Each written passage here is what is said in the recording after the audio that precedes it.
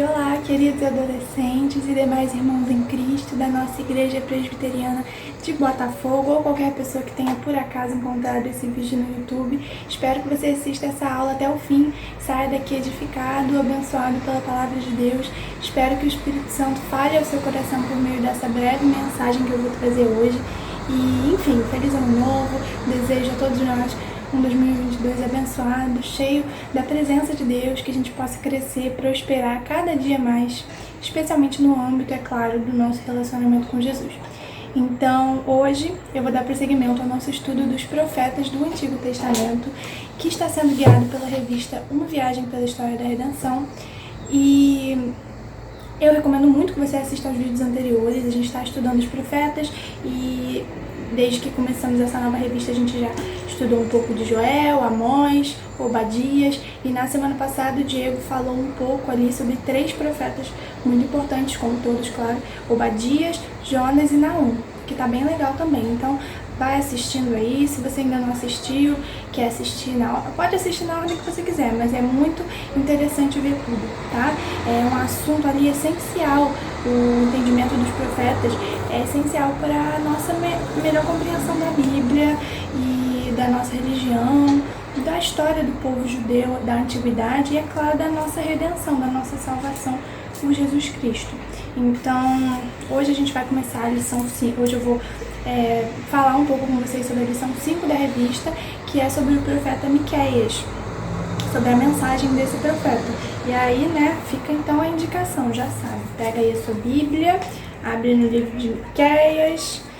É um livro bem curto, então eu recomendo também que você leia ou releia, caso já tenha lido, para que a gente possa refletir juntos sobre essa mensagem, tá bom? E aí, o Miqueias, basicamente, quem é Miqueias, o que ele tem a ver, por que a gente tem que estudar ele, por que ele está na Bíblia. Então, gente, o Miqueias foi um profeta, ou seja, um homem chamado lá na antiguidade para falar, para trazer a mensagem de Deus para o povo, para o seu povo, para o povo de Israel, para o povo de Judá. E aí o Miqueias foi um profeta que pregou num período bem conturbado ali da história do povo de Deus. Não sei se vocês lembram da divisão, mas o povo basicamente estava dividido entre o reino do sul, que também é chamado de Judá, governado pelos descendentes de Davi, e que tinha sua capital Jerusalém, e o reino do norte, ou Israel, que foram as demais tribos que se separaram do trono de Davi, e a capital era Samaria. Então, nessa época do Miqueias, uma outra nação vizinha, chamada Assíria, um outro país, estava invadindo aos poucos Israel, até a queda da capital Samaria em 722 a.C. Tá parecendo uma aula de história, mas é só pra gente poder entender também o que estava acontecendo. Isso é essencial pra gente entender o texto bíblico. E aí o rei de Judá, por sua vez, Acais, se aliou aos assírios e aderiu a algumas práticas religiosas de adoração desse povo, conforme a gente pode ler em 2 Reis, que aí é um outro relato, uma outra história. Mas o que cabe para nós aqui é que depois o seu filho Ezequias, quando ele assumisse o trono, ele ia se rebelar contra isso, e aí também boa parte de Judá é invadida pelo rei da Síria, Senaquerebe, com a milagrosa exceção de Jerusalém. Enfim, isso tudo é pra gente ver que Israel e Judá estavam enfrentando esses graves problemas aí em relação ao exterior. Mas um outro problema dessa época do Miqueias em Israel e Judá, além dos conflitos exteriores, era também o enorme contraste, a enorme desigualdade social, o contraste entre ricos e pobres. Os pobres estavam sendo oprimidos pelos donos de terra gananciosos. Pois nem parece que foi em uma nação lá da antiguidade há tanto tempo, A gente poderia estar falando até do nosso Brasil, infelizmente. E o que acontecia nessa época do Miqueias era que os opressores ricos que oprimiam os pobres eram apoiados pelos líderes, os líderes religiosos, os políticos corruptos. Então a má liderança estava corrompendo toda a nação. E aí vem as palavras duras do Senhor contra esse povo por meio de Miqueias. O Miqueias vai anunciar a queda de Samaria, vai anunciar também os problemas para Judá, que viriam ali com o rei Senaquerebe, ou seja, o castigo de Deus, o juízo de Deus. O Miqueias vai trazer também essas palavras duras para o povo. E, enfim, a gente vai falar um pouco, aprender um pouquinho aí sobre esse contexto, né, essa história aí, onde o Miqueias estava inserido e a mensagem dele, né? A gente vai trazer também alguns pontos muito importantes da mensagem do Miqueias que podem ser aplicados para a nossa vida hoje em dia. Mas enfim, agora que a gente tem uma ideia básica aí sobre o que a gente vai falar, vamos começar a nossa aula com uma oração, né? Pedindo para que Deus guie a nossa reflexão de hoje, tá bom? Vamos lá. Pai, muito obrigada por essa aula, muito obrigada pelo dia de hoje, obrigada pelas nossas vidas e nossas famílias, muito obrigada, Deus, por termos acesso à Tua Palavra, à Bíblia, que é uma fonte infinita, inesgotável de aprendizado para nós, para as nossas vidas. Eu peço para que a gente nunca se desvie do Seu caminho, peço para que o Senhor abençoe a mim, a minha família, todos os adolescentes, todas as pessoas que estão assistindo, cuida de nós e não permita que a gente se afaste do Teu caminho, Deus. Abençoa essa reflexão de hoje, guia-nos por meio da Tua Palavra e encha-nos com o Teu Espírito Santo, nos dando compreensão, entendimento de tudo que está sendo dito aqui. Em nome de Jesus, amém. Então, vamos lá. Antes de entrar em Miqueias, eu queria começar aqui falando um pouco sobre o nosso contexto atual, né? Sobre uma questão que eu sei bem, que é muito forte, muito intensa e às vezes até estressante. Às vezes não, é estressante para os adolescentes. Eu sei que eu estava aí passando por isso agorinha, não faz tanto tempo assim, que é a escolha por uma carreira.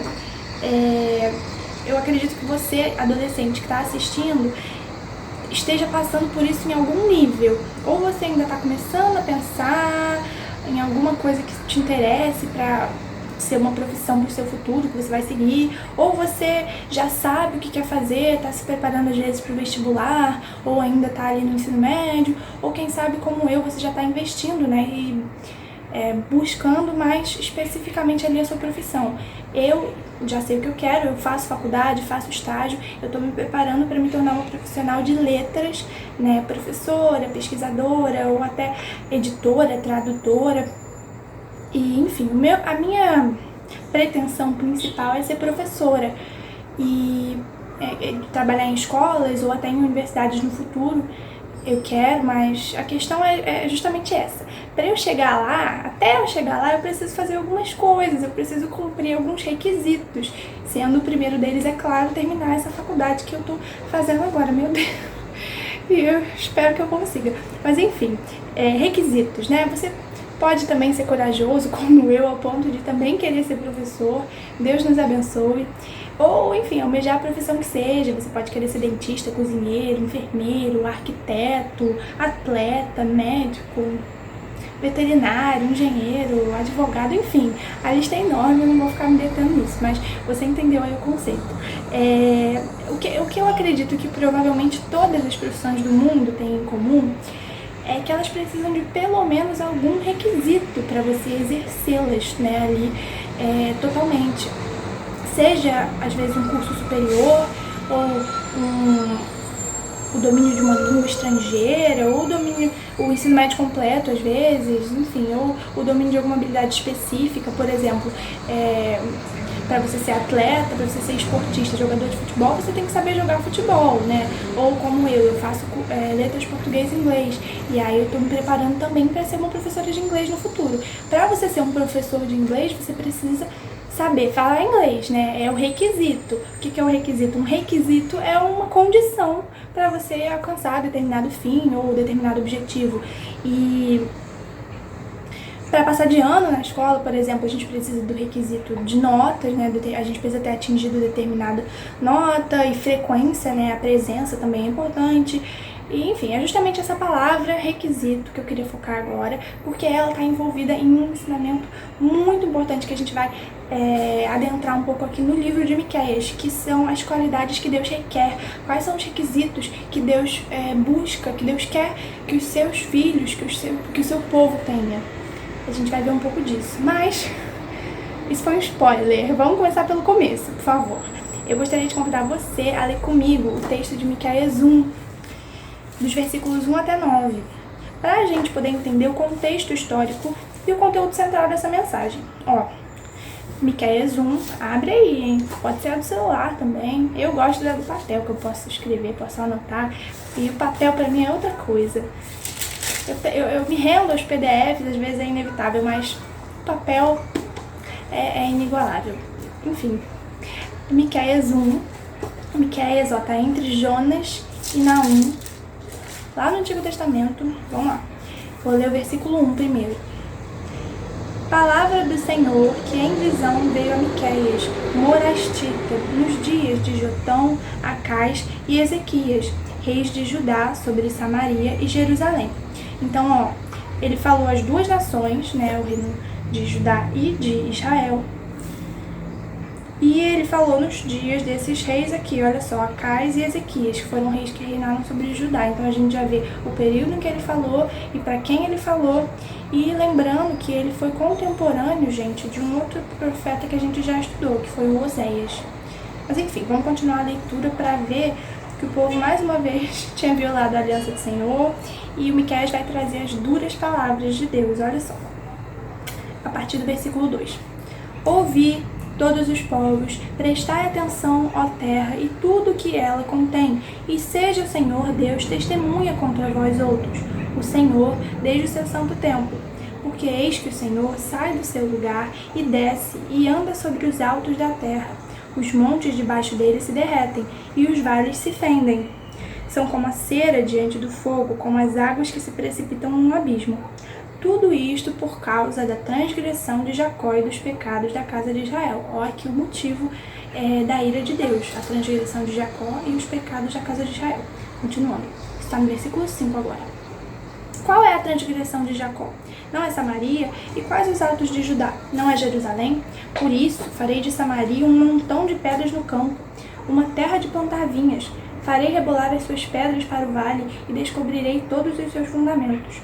Todas as suas imagens de escultura serão despedaçadas, e todos os salários de sua impureza serão queimados, e de todos os seus ídolos eu farei uma ruína, porque do preço da prostituição os ajuntou, e a este preço volverão. Por isso, lamento e uivo. Ando despojado e nu, faço lamentações como de chacais, e pranto como de avestruzes, porque as suas feridas são incuráveis, o mal chegou até Judá, estendeu-se até a porta do meu povo, até Jerusalém. Então, gente, o Miqueias aqui ele é específico, tá? Deus, e aí a mensagem que Deus estava trazendo por meio dele, era que Deus ia castigar o seu povo por meio dos assírios, da invasão dos assírios, por causa dos pecados deles. E essa verdade desse castigo diz, né, que Samaria ia ser transformada em um monte de escombros, né, de ruínas, campo vazio, ou seja, o fim da cidade, né, onde vinhas pudessem ser plantadas ali, a destruição da cidade, basicamente. E o Miqueias, ele atuou, ele exerceu seu ministério ali durante a queda de Samaria. Então, provavelmente, ele até viu esses acontecimentos ocorrerem. E, enfim. Então, diante desse juízo de Deus, proclamado na mensagem do profeta Miqueias, o povo vai lá e vai perguntar o que Deus queria deles, afinal. E aí eles sugerem, para tentar amenizar, para tentar de algum jeito dar um jeitinho de pagar as consequências do pecado, eles sugerem sacrifícios de animais e até de seus filhos, para ver mesmo se Deus perdoava eles. Enfim, os pecados deles eram muitos, o povo estava extremamente corrompido, tinha uma forte tendência para o mal, para a injustiça, para a opressão, coisas que Deus odeia. E eles ficaram então tentando fazer uma espécie de suborno, né? Uma troca com Deus. Tipo, Deus, se a gente oferecer os nossos animais e os nossos filhos mais velhos em sacrifício, você vai perdoar a gente? Como se Deus pudesse ser subornado por qualquer coisa material, né? E essa sugestão, o que vocês acham disso, gente? Isso é uma maluquice, né? Isso mostra que o povo não conhecia o Senhor, não conhecia o Criador, não entendia a aliança do nosso Deus de amor. É o que a gente vai ler aqui, para vocês verem, em Miqueias 6, dos versículos 6 e 7. Peço para que você novamente abra sua Bíblia em Miqueias 6. A luz aqui não dá para Miqueias 6. Que eu vou ler o versículo 6 e 7. Aí você lê comigo na sua Bíblia virtual ou de papel. Com que me apresentarei ao Senhor e me inclinarei ante o Deus excelso. Virei perante ele com holocaustos, com bezerros de 1 ano. Agradar-se ao Senhor de milhares de carneiros, de 10.000 ribeiros de azeite. Darei o meu primogênito pela minha transgressão, o fruto do meu corpo pelo pecado da minha alma. Isso é o povo, né? Sugerindo justamente essa troca. O que Deus queria? Será que Deus quer muitos sacrifícios? Será que Deus quer o sacrifício dos nossos filhos? O que a gente pode fazer para Deus nos perdoar? E, enfim, isso mostra que o povo não conhecia o Senhor da aliança, não conhecia a aliança de Deus. E aí o Miqueias vai dar uma resposta para eles ali melhor e coerente, que é o versículo principal da nossa reflexão de hoje. Olha só, está em Miqueias 6, é logo em seguida, né, do que eu li. Miqueias 6, agora o versículo 8. Lê aí comigo, hein? Ele te declarou, ó homem, o que é bom e que é o que o Senhor pede de ti, que pratiques a justiça e ames a misericórdia e andes humildemente com o seu Deus. Praticar a justiça, amar a misericórdia e andar humildemente com Deus. Lembra do requisito? Então, é isso. Mas, antes de fazer o que é requerido de nós, o Miqueias, o próprio Deus quer que a gente conheça Ele, em primeiro lugar, né? Por que a gente vai fazer o que Deus quer que a gente faça? A gente tem que conhecer esse Deus, a gente tem que saber quem Ele é, saber por que a gente tem que ouvi-lo. Então, o Miqueias lembra aos seus compatriotas nessa época e também a nós, claro, que estamos lendo a sua mensagem muitos anos depois. Mas enfim, ele vai nos lembrar de quem Deus é, ele vai lembrá-los para que eles entendessem e obedecessem aos preceitos da aliança. Olha só o que o Miqueias vai falar sobre Deus. Em primeiro lugar, que Deus é juiz. Nesse contexto aqui, Deus estava chamando o seu povo, né, pela mensagem de Miqueias, ele tinha chamado o seu povo, com quem ele fez uma aliança, para prestar contas de toda a maldade que eles estavam fazendo. E nesse tribunal, o Deus acusa o seu povo de idolatria, injustiça, corrupção e anuncia a sentença de destruição que viria. Que é uma coisa que ele não vai fazer por ele ser mau. É isso que a gente tem que entender, porque Deus é malvado, ele quer ver as pessoas sofrendo. É óbvio que não, ele faz isso justamente porque ele é um Deus bom, ele é um Deus justo, que não tolera a maldade do seu povo. Deus tudo que é de bom, tudo que é de justo e santo é Deus. E ele ele fez uma aliança com o seu povo, ele queria o bem desse povo, queria que esse povo também seguisse o que era bom. E ele não aguentava, não tolerava a maldade, a corrupção, toda a injustiça que estava acontecendo, que eu falei um pouco aqui.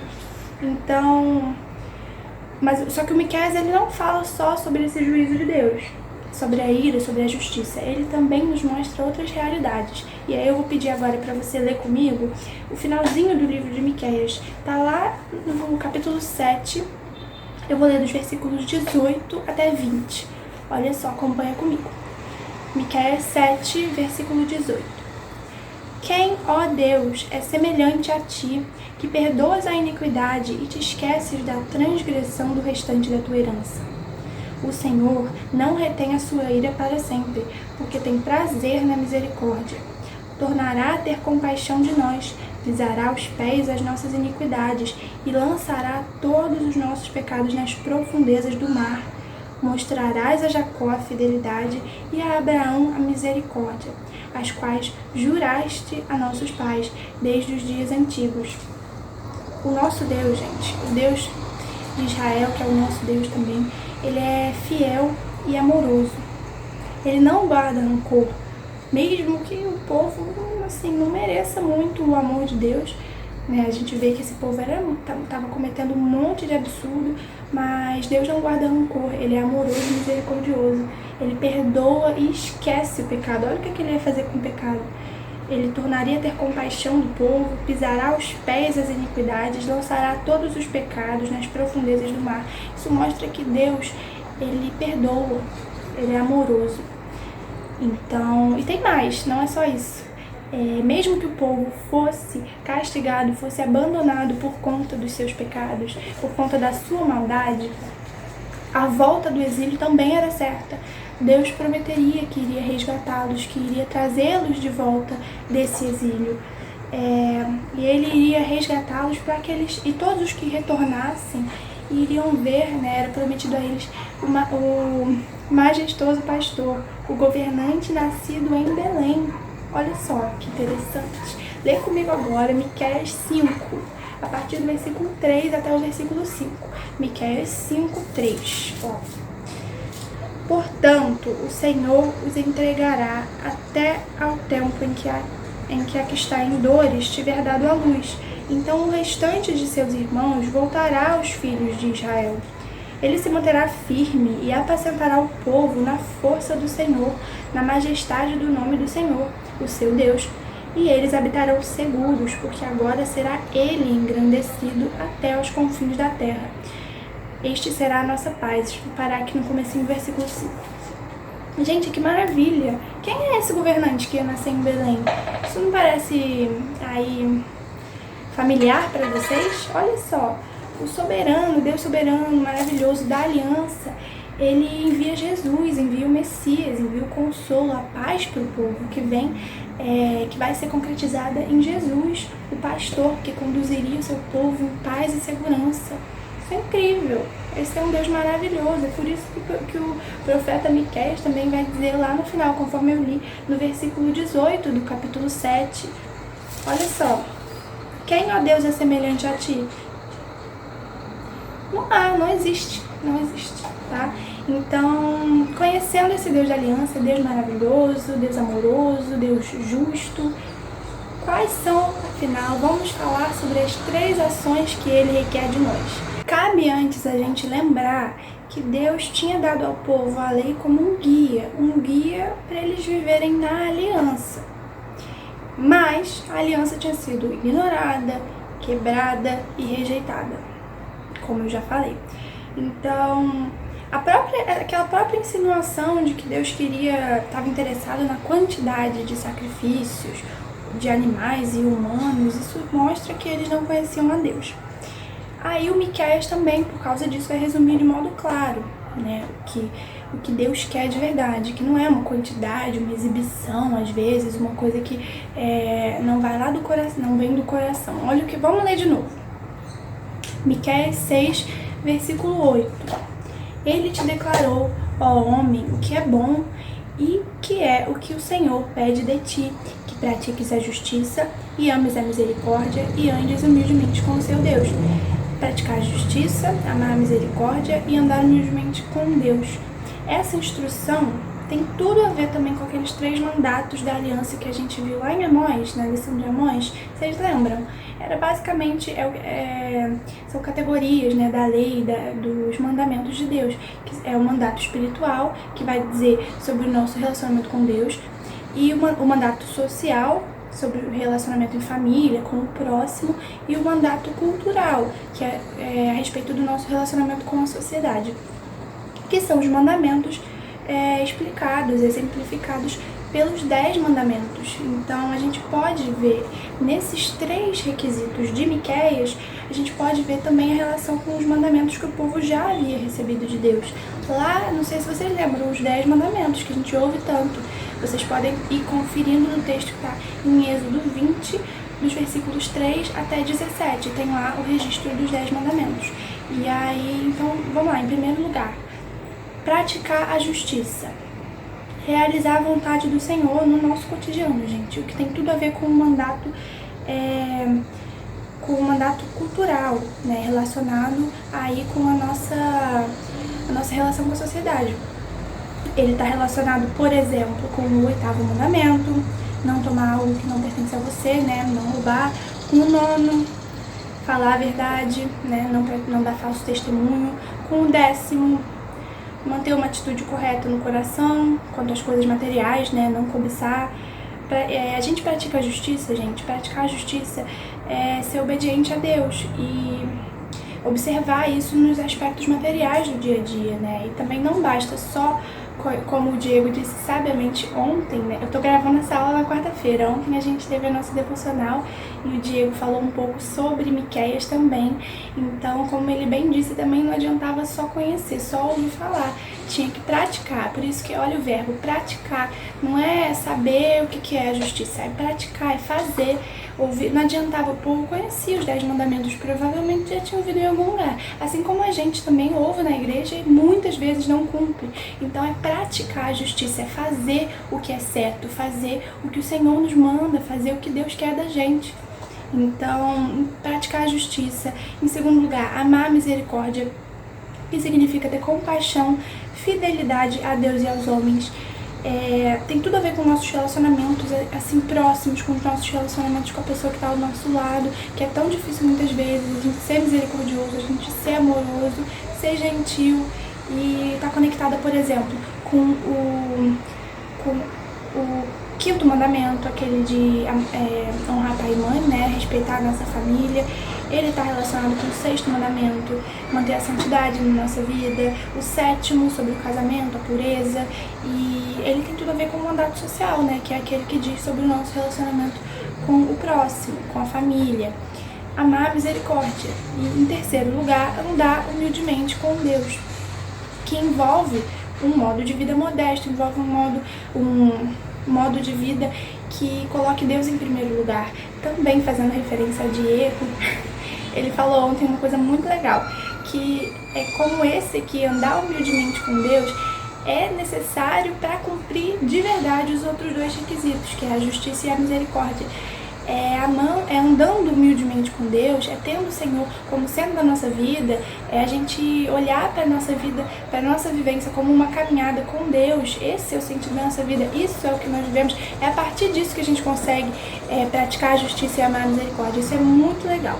E andar humildemente com Deus é um mandato espiritual, que tem a ver com os 4 primeiros mandamentos, a nossa relação com Deus. E a dimensão espiritual vai influenciar justamente como a gente lida com o próximo e o cotidiano. Como eu falei, a gente não pode esquecer isso, que o relacionamento com Deus se conecta com todos os aspectos da vida. Ele é essencial para que a gente dê certo, para que a gente funcione, porque esse é o nosso propósito. Então, enfim, praticar a justiça, amar a misericórdia e andar humildemente com Deus. É isso que a gente deve buscar sempre, gente. Deus nos fala por meio de Miqueias, ele fala o que é bom, né? Ele te declarou ao homem o que é bom, que é aquilo que o Senhor quer de ti, o que o Senhor pede de ti, que pratiques a justiça, ames a misericórdia e andes humildemente com o teu Deus. Então, finalmente, concluindo, trazendo Miqueias para hoje, o que mais a gente pode tirar de lição para nossa vida? A gente pode ver, gente, principalmente como Miqueias nos mostra uma postura que muitas vezes falta no nosso meio atual. Que postura é essa? É uma postura, gente, que reflete o cumprimento dos mandatos do Senhor, que reflete a confiança, por exemplo, no Deus da minha salvação, que é o Deus que ouve o seu povo, que ama o seu povo. Então, confiar em Deus e seguir os seus mandamentos, essa é uma postura que a gente muitas vezes não faz, não cumpre nós mesmos e não vê no nosso dia a dia. Então, aí você vai me perguntar, Deus quer que a gente faça tudo isso? Quer que a gente cumpra todos esses mandamentos? É impossível, ninguém é perfeito. E agora? E agora? E eu digo pra você, em resposta, que é óbvio que é difícil e é óbvio que, assim, eu ouso dizer, inclusive, que é impossível se a gente se basear somente nos nossos próprios esforços. Mas, graças a Deus, a gente não tá sozinho nessa. Então, assim, em Jesus, o foco é em Jesus. Nele, com ele, a gente pode cumprir o que Deus requer de nós. Graças a Deus, ele enviou Jesus e nós somos salvos, nós somos libertos do domínio do pecado, da escravidão do pecado. A gente não precisa mais estar sob o domínio do pecado e do que é mal. A gente pode, com a ajuda de Jesus, nós podemos servir ao Senhor e amar o Deus que nos ama da maneira certa, que é seguindo o que Ele nos aconselha a fazer, o que Ele nos manda, o que é certo, que são os mandamentos dEle. Então, com Jesus a gente não depende de nós mesmos. Amém, né? Amém por isso. E vamos praticar a justiça, amar a misericórdia, andar humildemente com Deus. Eu reconheço, por exemplo, que eu estou precisando melhorar nessas questões, em muitas questões. Eu acredito que todos nós, a gente tem que sempre observar isso na nossa vida e perceber que a nossa postura deve refletir que nós conhecemos a Deus, que nós seguimos o que Ele requer. Não só que a gente vai na igreja, não só que a gente assiste uma aula dominical, não só que a gente às vezes lê a Bíblia de vez em quando, mas que a gente realmente vive o que Deus quer da gente, que a gente realmente vive o cristianismo. Então, concluindo, falei muito, o Miqueias declarou que Deus era santo e justo e que não ia mais tolerar a maldade do seu povo, né? Então, enquanto ele fielmente cumpriu seus compromissos da aliança, Deus, o povo se desviou, o povo permaneceu na desobediência e aí viria o castigo, dando um resumo aí final. Mas, apesar, como eu disse, do tom de juízo, o livro também compartilha que Deus é santo e confiável, que ele requer apenas o que é o melhor para o seu povo. Então, o profeta vai anunciar também a restauração, né? Porque Deus ia preservar o restante do seu povo e traria um governante maravilhoso de Belém de Judá, que venha a ser o próprio Messias. E por meio das suas profecias de salvação, então o Miqueias reconhece que a restauração de Israel depende unicamente do perdão misericordioso de Deus e da sua iniciativa soberana, não do trabalho das mãos humanas. E é isso, é sobre isso, é um Deus maravilhoso, é uma mensagem maravilhosa, é isso que eu queria trazer para o dia de hoje. Vamos, praticar a justiça, amar a misericórdia e andar humildemente com Deus, tá bom? Essa é a mensagem de hoje, baseada aqui um pouquinho aqui da mensagem do profeta Miqueias. Eu recomendo de novo que você leia, porque tem muito mais além disso, tá? Não dá pra gente falar sobre tudo. Dá pra gente dar uma introdução, dá pra gente ter uma ideia sobre o que ele tá falando, destacar um ponto mais importante ou outro, mas tem muita coisa aqui na Bíblia, gente, é uma maravilha ler a Bíblia. Então, é isso, leiam a Bíblia. Espero que essa mensagem tenha sido útil pra você e pra sua vida. Mas vamos terminar com uma oração pra gente se despedir, tá bom? Senhor, muito obrigada por essa mensagem, muito obrigada pela Tua palavra, por tudo que acabamos de ler, acabamos de pensar. Eu agradeço porque a Tua palavra está aí, disponível, e porque o Senhor está pronto a nos amar e a nos ensinar por meio dela, por meio do Teu Espírito Santo. Muito obrigada por tudo isso, Deus. Muito obrigada pelo Teu amor, muito obrigada pela Tua misericórdia. Eu peço para que o Senhor nos ajude nessa difícil tarefa de seguirmos a Ti verdadeiramente, cumprirmos os Teus mandamentos, praticando a justiça, amando a misericórdia, andando contigo. Eu peço para que o Senhor nos fortaleça por meio do Teu amor, por meio de Jesus Cristo, do Teu Espírito Santo. Trabalhe em nós, Pai, para que a gente possa cumprir com o que o Senhor nos manda. Muito obrigada pela Tua salvação, muito obrigada por Jesus e muito obrigada por tudo, Deus. Eu peço para que o Senhor cuide de cada um de nós, derrame sobre nós o Teu amor, a Tua proteção, o Teu carinho, o Teu cuidado, todos os dias da nossa vida, Deus. E que a gente esteja sempre atento para viver segundo o que o Senhor requer de nós, todos os dias, Senhor. Em nome de Jesus, amém. É isso. Essa é a nossa aula de hoje da Escola Bíblica Dominical dos Adolescentes da Igreja Presbiteriana de Botafogo. Tá? Um beijo a todos. Até a próxima.